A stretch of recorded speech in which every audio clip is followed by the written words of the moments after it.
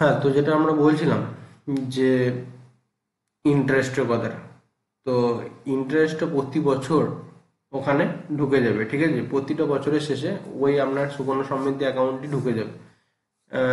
Interest shall be credited to your account at the end of each financial year where the account stands as the end of financial year, মানে যেটা আমরা বললাম যে bank অথবা পিওতে যেটা financial ইয়ারের শেষে, মানে অর্থাৎ আপনার এপ্রিল মে মাস করে ইন্টারেস্টটা ঢুকবে, ঠিক আছে? Interest earned is tax free under income tax act. ইন্টারেস্টটা কিন্তু ট্যাক্স ফ্রি হবে। এরপর হচ্ছে অপারেশন অফ অ্যাকাউন্ট।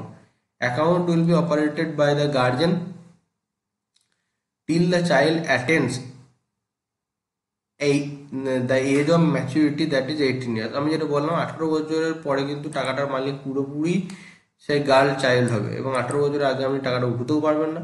সুতরাং এটা কিন্তু আপনাকে ভালো করে মনে রাখতে হবে। অর্থাৎ এই যে 2 বছর বয়সে আপনি ধরুন আপনার মেয়ের অ্যাকাউন্টটা খুলেছেন, মোট 15 বছর ধরে অ্যাকাউন্টটা আপনি রান করলেন, 2 আর 15 17 বছর ধরে আপনি টাকা রাখলেন, মানে ওর যখন 17 বছর বয়স হলো তখন আপনার টাকা দেওয়াটা শেষ হলো।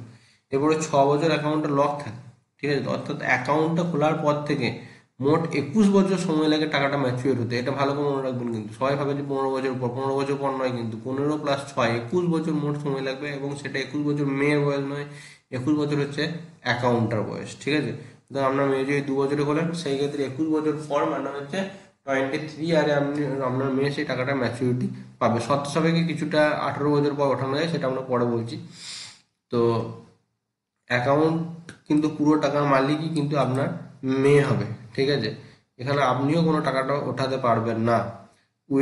Withdrawal may be taken from the account after the girl attends at the age of 18 or pass 10 standard. অর্থাৎ মাধ্যমিক পাস অথবা যদি 18 বছর হয়, তখনই একমাত্র টাকা উইথড্রলের কথা আপনি বলতে পারেন পোস্ট অফিস বা ব্যাংকে গিয়ে, না হলে কিন্তু কোনোভাবেই টাকা আপনি ওঠাতে পারবেন না।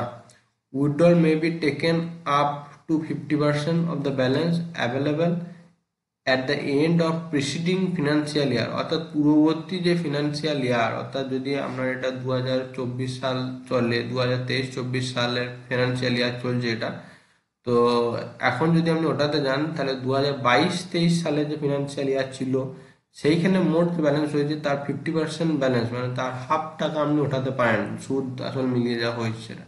Withdrawal may be made in one lump some or installment not exceeding one per year for a maximum 5 years, subject to selling specified and subject to actual requirement fee or other charges। মানে এখানে বলছে যে টাকাটা আপনি lump একসঙ্গে উঠাতে পারেন, instalment ওঠাতে পারেন, কিন্তু এটা সবসময় খেয়াল রাখবেন যে যখনই টাকাটা ওঠাবেন তখন কিন্তু আপনার ইন্টারেস্টটা অনেক কমে যাবে। তো প্রথমেই চেষ্টা করবেন যে যেটুকু টাকা ঢোকাবো সেটুকু টাকা খুব ভাবনা চিন্তা করে ঢোকাবেন। যদি আপনার 3,000 টাকা ঢোকাতে পারেন, আপনি হয়তো 2,000 টাকা আপনার সেভিংসে ফেলে রাখলেন, 1,000 টাকা এই অ্যাকাউন্টে প্রতি মাসে রাখবেন, ঠিক আছে? তো তার কারণ হচ্ছে যে একবার টাকাটা যখন ঢোকাবেন তখন কিন্তু টাকাটা ওর 18 বছর হওয়ার আগে পর্যন্ত আপনি ওঠাতে পারবেন না, বা মিনিমাম মাধ্যমিক পাস না হলে। এবং টাকাটা যখন যদি অ্যাকাউন্ট থেকে ওঠাতেও চান, সেই ক্ষেত্রে কিন্তু এই অ্যাকাউন্টটায় যা হয় তার থেকে অনেক কম সুদ পাবেন, ঠিক আছে? তো তো টাকা মোটেই ওঠানোর প্রচেষ্টা করবেন না। আমি এটাই সবসময় বলি যে যে কোনো স্কিমে ঢুকুন, কিন্তু যদি ফিক্সড স্কিমে ঢোকেন বা যে কোনো স্কিমে ঢুকুন, টাকাটা যেন মাঝখানে ওঠাতে হয় সেরকম আপনি ভেবে চিন্তে ঢোকাবেন। দরকার হলে একটু কম টাকার বই করবেন, কিন্তু টাকাটা যেন না ওঠাতে হয়, ঠিক আছে? সেই জিনিসটা করবেন। আর কি করবেন না, মেয়ের নামে টাকাটা থাকবে, ঠিক আছে? ভালো করে বুঝে যান। তো পুরো টাকাটা মালিক কিন্তু মেয়ে। তো আপনাদের ভবিষ্যতের কথা ভেবে আপনারা কিন্তু সব আহ, যে আপনার আর্নিং, সেটা এই অ্যাকাউন্টে সব থেকে বেশি ইন্টারেস্ট বলে এইখানে রাখতে পারেন।